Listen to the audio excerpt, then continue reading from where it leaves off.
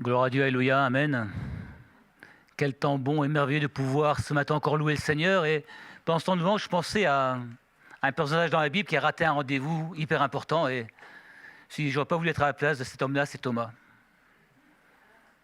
C'est vrai que Thomas, disciple, aime le Seigneur. Et puis, un jour, le Seigneur vient et il n'est pas là. Il n'était pas là. On ne sait pas ce qu'il faisait. Il avait peut-être quelque chose d'important à faire, mais il n'était pas là où le Seigneur voulait qu'il soit. Et lorsque le Seigneur a visité les apôtres, lui était ailleurs. Et sa réaction est bizarre parce que les apôtres lui dire « mais on a vu le Seigneur ». Et lui, il aurait pu dire « mince, j'ai raté quelque chose d'important ». Il aurait pu s'en vouloir. Il faut dire « mais pourquoi est-ce que je n'étais pas là ?» Mais qu'est-ce qu'il va dire ? Lui il dira « si je ne vois pas dans ses mains la marque des clous, si je ne vois pas sa marque des clous dans ses pieds, je ne croirais pas. » Réaction bizarre. Enfin, moi, je trouve que c'est une réaction bizarre. Au lieu de se dire « c'est de ma faute », il va dire « mais vous êtes sûr de ce que vous dites là ?» Les Belges diraient « vous ne racontez pas de garabistouille. Est-ce que c'est sérieux ? Est-ce que ce que vous dites est sérieux ?» Parfois, on n'est pas là où le Seigneur veut qu'on soit. Le Seigneur vient visiter l'église et on dit « mais êtes-vous sûr ? Êtes-vous sûr que... Es-tu sûr que le Seigneur a visité ? Es-tu sûr que c'était le Seigneur qui était présent ce matin ? Tout ça parce que nous n'avons pas fait le choix. Parce que bien souvent, c'est un problème de choix. De venir, de se tenir dans la présence du Seigneur. Ce n'est pas le sujet de mon message ce matin. Mais j'avais à cœur, donc si j'avais à cœur, j'ai voulu l'apporter. Soyons toujours là où le Seigneur nous veut. Amen. C'est bien ce qui importe, être là où le Seigneur nous veut. Ce matin, c'est une pensée totalement différente. C'est dans les Galates, au chapitre 5, si vous voulez bien me suivre avec moi un petit peu, pas trop longtemps, promis. Galates 5, verset 1er. On connaît bien ce passage. Vous savez, j'aime bien ces cantiques qu'on chante. Moi, je trouve merveilleux, mais j'aime mieux quand on les vit. Hein ? Quand on chante « Christ me suffit », c'est bien, mais est-ce que c'est vrai ? Fondamentalement, dans notre cœur, est-ce que c'est vrai ? Quand on chante cœur à cœur avec toi, Seigneur, est-ce qu'on veut vraiment que le Seigneur voit le fond de mon cœur ? Est-ce que tu veux vraiment que le Seigneur voit le fond de ton cœur ? Mais si tu ne vas pas laisser la place au Seigneur au fond de ton cœur, tu ne peux pas avoir un cœur à cœur avec le Seigneur. Tu peux avoir une discussion avec lui, lui faire monter tes pensées, mais voulons-nous vraiment un cœur à cœur avec le Seigneur ? Paul dira aux Galates, chapitre 5, verset 1er, « c'est pour la liberté que Christ nous a affranchis. » Amen. Demeurez donc fermes et ne vous laissez pas mettre de nouveau sous le joug de la servitude. Alléluia. Il y a un petit mot qui m'a titillé, c'est « ne vous laissez pas de nouveau ». C'est-à-dire que nous étions sous la servitude du péché, et Paul prévient les Galates, et nous prévenons aussi à nous ce matin, attention, ne retombez pas de nouveau sur le joug de la servitude. Le prix de notre liberté a été payé par Christ, une fois pour toutes à la croix. Amen. Est-ce qu'on en est conscient de ces choses-là ? Christ a payé le prix une fois pour toutes à la croix. D'ailleurs, il dira, le Seigneur, tout est accompli. Jean 19, verset 30. Est-ce qu'on réalise réellement ces paroles ? Ce n'est pas simplement des paroles dites à la croix au moment d'une souffrance, c'est pour nous aujourd'hui. C'est pour toi aujourd'hui. Tout a été accompli à la croix pour toi. Et Jean dira, si donc le Fils vous affranchit, vous serez réellement libre. Christ nous a affranchis de la servitude du péché. Ce n'est pas n'importe qui a fait ça. Ce n'est pas n'importe comment et ce n'est pas parce que je le méritais. Surtout pas. Ce n'est pas par mes œuvres, même pas par ma piété. C'est par amour. Christ m'a aimé, Christ t'a aimé, parce qu'il nous a aimés, il a donné sa vie Sa vie pour toi et sa vie pour moi. L'Épître aux Hébreux dira qu'il s'est offert une seule fois par amour. Il s'est offert une seule fois par amour pour le pardon de nos péchés. Hébreux 9, verset 28. Ce matin, vous savez, en écoutant ces chants, je me suis dit, mais Seigneur, comment peut-on aujourd'hui, lorsqu'on sent ta présence dans ce lieu, ne pas avoir envie de se tourner vers toi? Seigneur, qu'est-ce qui peut être un frein dans le cœur d'un homme et d'une femme pour ne pas venir à toi ce matin? Pourquoi est-ce que l'homme et la femme veulent encore te résister? Tu nous offres ce qu'il y a de plus merveilleux, la liberté. La liberté dans nos cœurs, dans nos vies. Alors Seigneur, pourquoi parfois les cœurs sont si durs, insensibles à recevoir cette liberté, à la saisir comme quelque chose de merveilleux? Peut-être parce qu'on ne réalise pas réellement qu'on est prisonnier. Prisonnier de nos envies, de nos tentations, de nos désirs. C'est quelqu'un qui est vraiment prisonnier, n'a qu'une envie, c'est d'être libéré. Parce que la cellule dans laquelle il se trouve, il se sent coincé. Il n'y a pas de liberté complète, il fait des choses, mais pas suffisamment. Et quand il regarde dehors, il voit la liberté, il dit, mais j'aimerais cette liberté. J'aimerais être libéré de ce qui entrave à ma vie, de ces péchés qui sont là et qui m'empêchent de vivre pleinement ma vie. Cette liberté, tu peux l'avoir au travers de Jésus. C'est cette porte qui est ouverte pour toi, afin que tu puisses la saisir. La parole dit qu'il se tient à la porte et qu'il frappe. Ce matin, le Seigneur se tient à la porte et il frappe à la porte de ton cœur. Je ne sais pas si tu l'entends. Écoute-le, écoute-le frapper à la porte. Il est là. Il t'invite ce matin à ouvrir ta porte. Il t'invite ce matin à simplement le laisser entrer dans ta maison et faire de ta maison sa demeure. Notre liberté, en tant qu'enfant de Dieu, dépend et dépendra totalement de notre dépendance à Jésus. Si nous ne voulons pas être dépendants de Jésus, nous ne serons jamais réellement libres. Parce que notre liberté, elle est en Christ et en lui seul. Paul dira aux Galates, Galates 2, verset 20, « J'ai été crucifié avec Christ, et si je vis, c'est plus moi qui vis.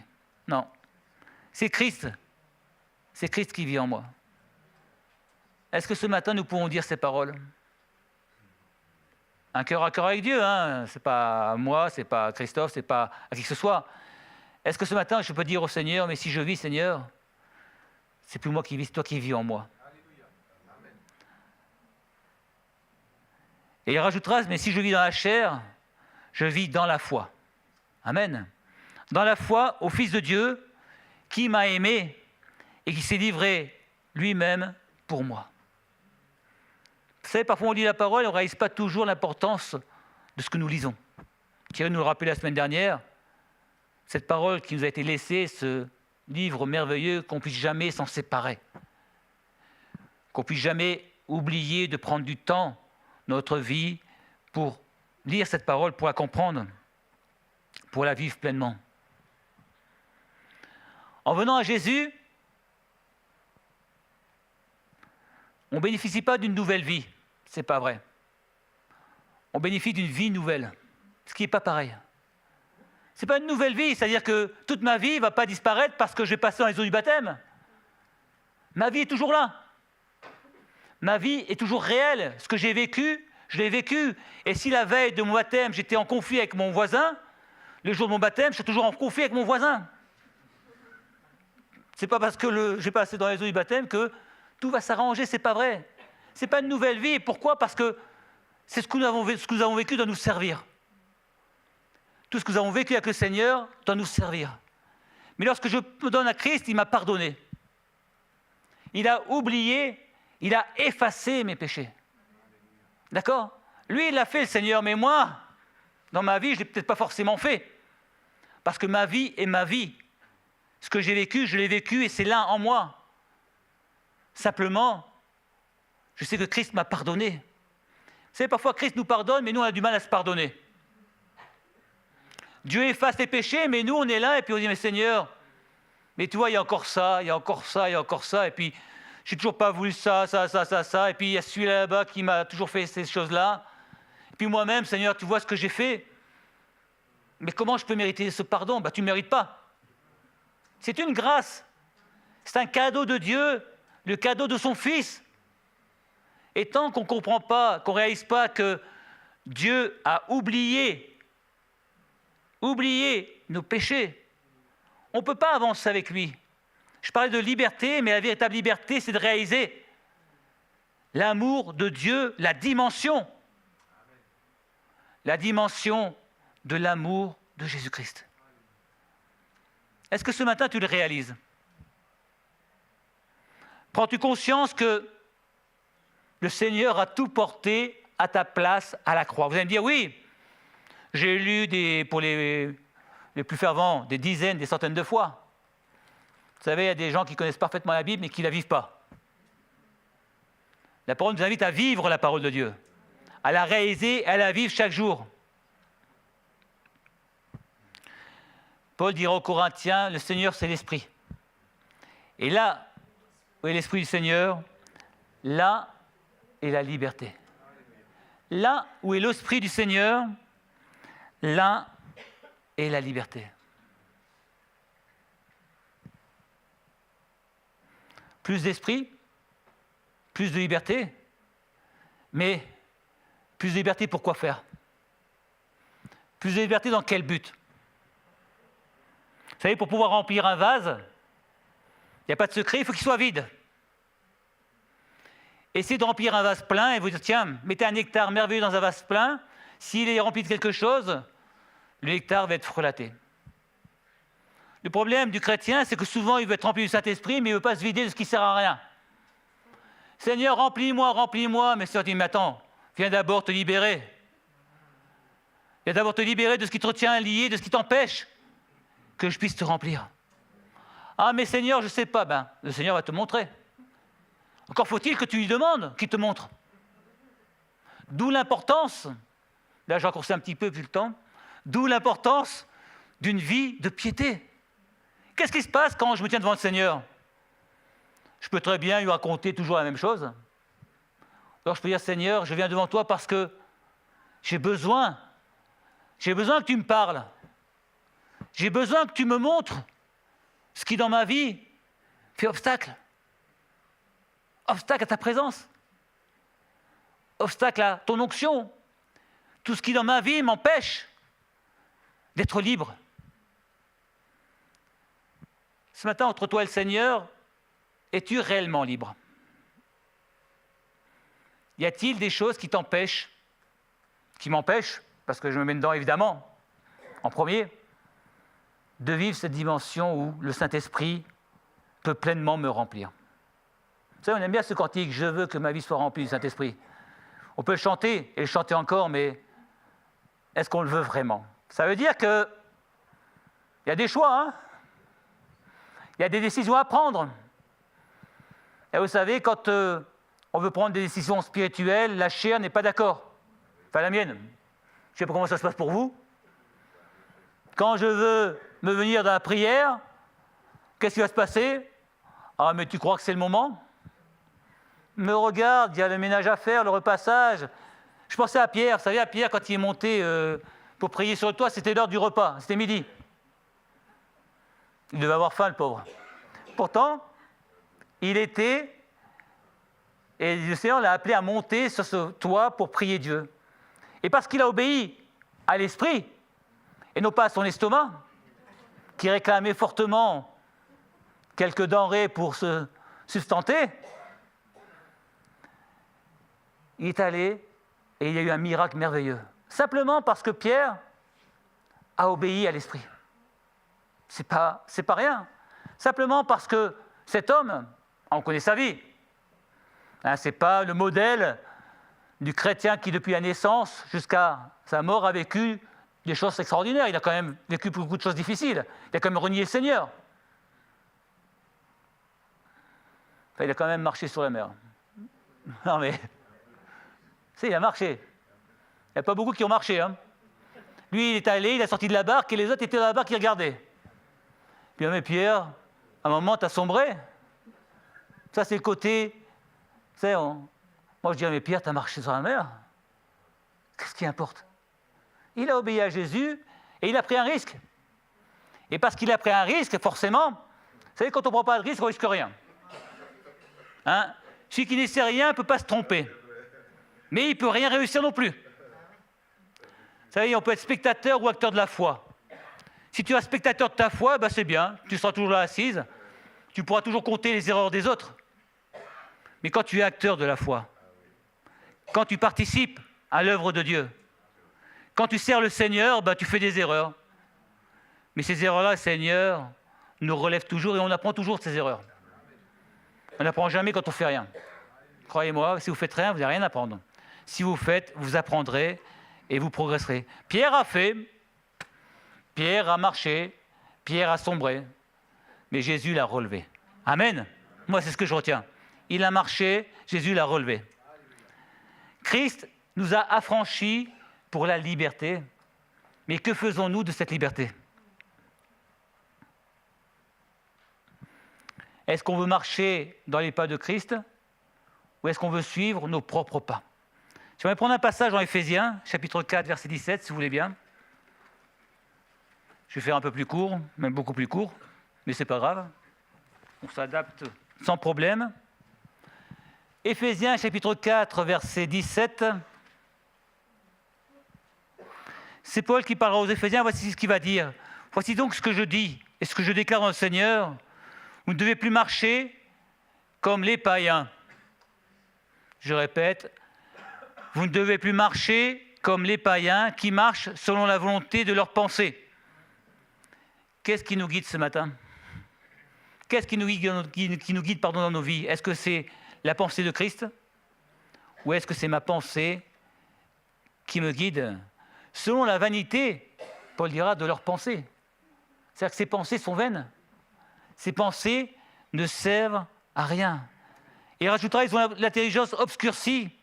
Ils sont étrangers à la vie de Dieu à cause de l'ignorance qui est en eux. Ils sont étrangers à la vie de Dieu. Si je marche par la chair, je serai donc étranger à la vie de Dieu. C'est ce que dit Paul. C'est pas rien qu'on puisse encore entendre. Si je marche par la chair, je serai étranger à la vie de Dieu.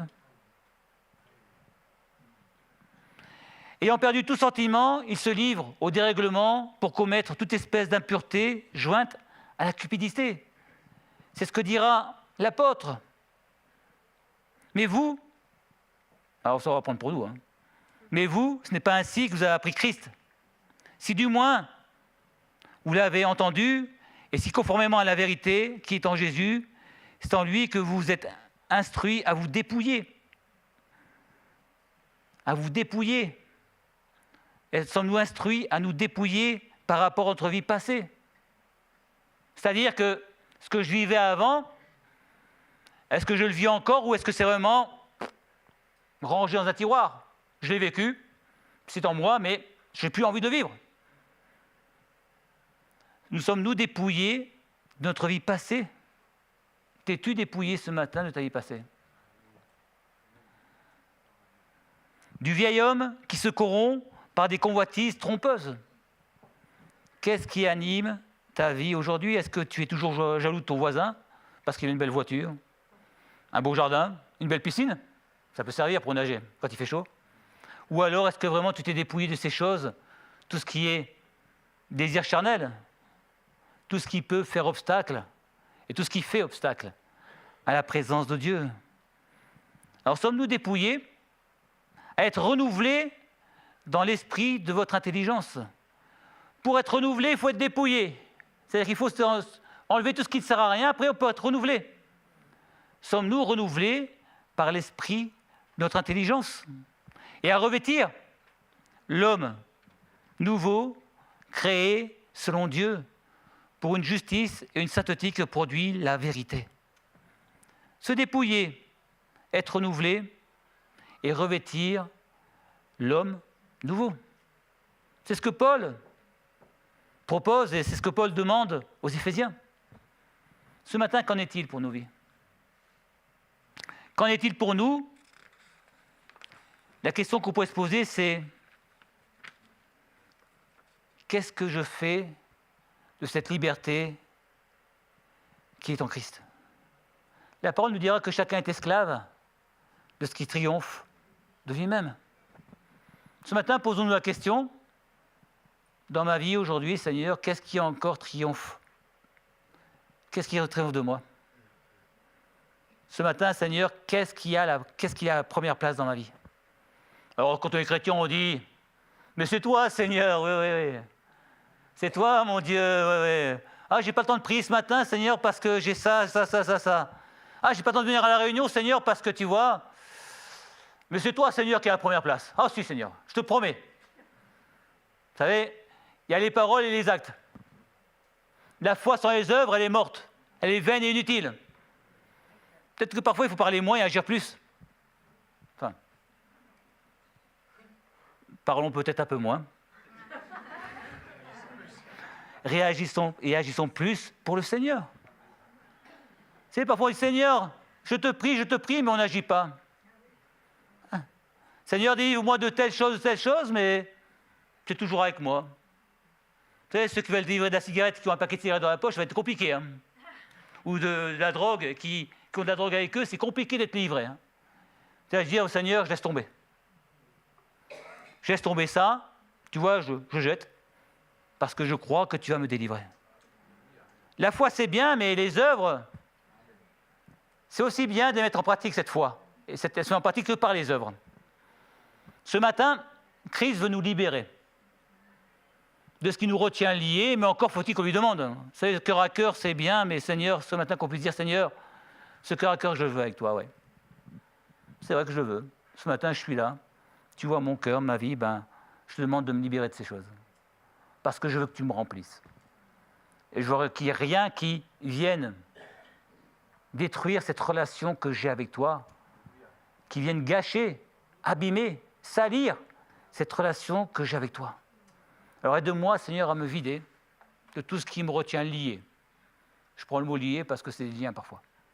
Aide-moi à me vider de ce qui me retient lié pour que je puisse vraiment vivre cette dimension de ta présence pour ta gloire, Jésus. Éternel, nous sommes là ce matin devant toi et nous verrons vivre cette dimension de la liberté. Cette liberté, elle est qu'en toi, Seigneur, et en personne d'autre. Nous savons que nous avons besoin de changer encore.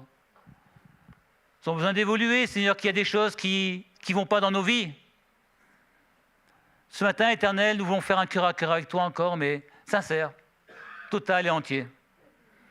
Non pas seulement en apparence, non pas seulement au travers de cantiques ou de moments, mais réellement.